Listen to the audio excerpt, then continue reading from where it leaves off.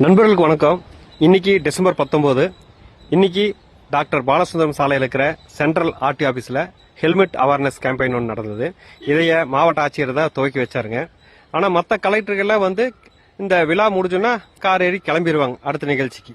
ஆனா நம்ம கோவை மாவட்ட கலெக்டர் பவன்குமார் ஒரு காரியம் செஞ்சாருங்க. உண்மையிலேயே சூப்பருங்க.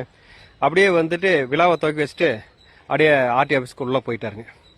உள்ள போயிட்டு அந்த 8 போறது, இந்த ஹெவி வெஹிக்கிள் அதை எப்படி ஓட்டுறாங்க பிடிக்கிறாங்க அதை எல்லாத்தையும் பார்த்துட்டு இந்த சைடில் நிறுத்தி வச்சிருந்தாங்க இல்லையா, இந்த வண்டிகளை பாருங்க. எத்தனை வருஷமான வண்டின்னு தெரியல. இந்த வண்டியில் பூரா அப்படியே பார்வை பார்த்தாரு. எதுக்காக இந்த வண்டிகளை இத்தனை வருஷமா இங்கே போட்டு வச்சிருங்க, என்ன ஏதுன்னு அதிகாரிகளுக்கு கேட்டாங்க. அவங்க சார் அது ஆர்டர் வரணும், அப்போ தான் டிஸ்போஸ் பண்ண முடியும் அப்படின்னு சொல்லிட்டு இருந்தாங்களாட்டாக்குது.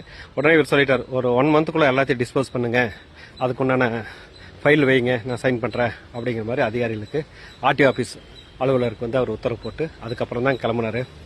உண்மையிலே சூப்பருங்க.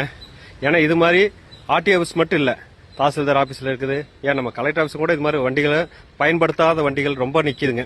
இதையெல்லாம் டிஸ்போஸ் பண்ணாவே போதுங்க, இடம் காலியாகு.